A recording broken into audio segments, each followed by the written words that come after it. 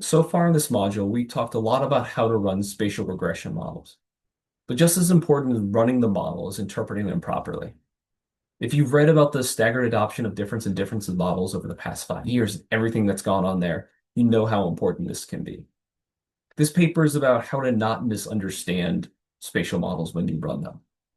So the authors take on something that they call the biggest myth in spatial econometrics, and it's still something that we have to deal with today, so this is still relevant for us. So the myth is that spatial econometric models are extremely sensitive to the choice of the spatial weights matrix or your W matrix. You may hear this claim in discussions, in seminars, and even referee reports today. The whole model may fall apart if you change W. So Lesage and Pace say this isn't true, and if you think it is, you're most likely misinterpreting your model.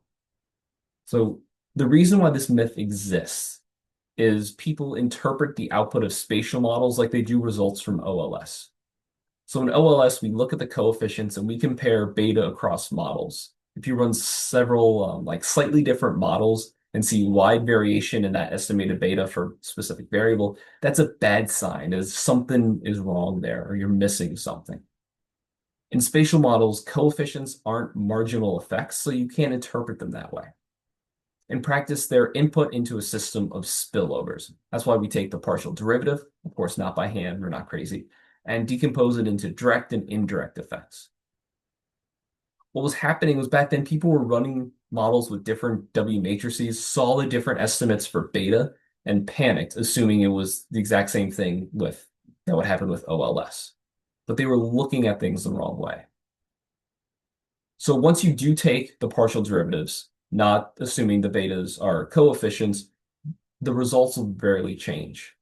And the reason for this is that most W matrices, the spatial lag term, so the WY is highly correlated across alternatives.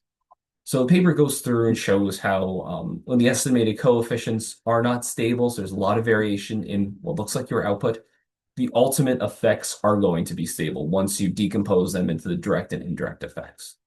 So the real problem here is with the interpretation, not with the W matrix, not with, if you choose to set your W matrix one way versus another way, it's not changing the actual results, just that initial, the beta estimates. So you don't choose a spatial model or reject a spatial model just because your beta looks unstable. You don't worry about obsessing, perfecting your W matrix through trial and error, because there's several different ways to build it.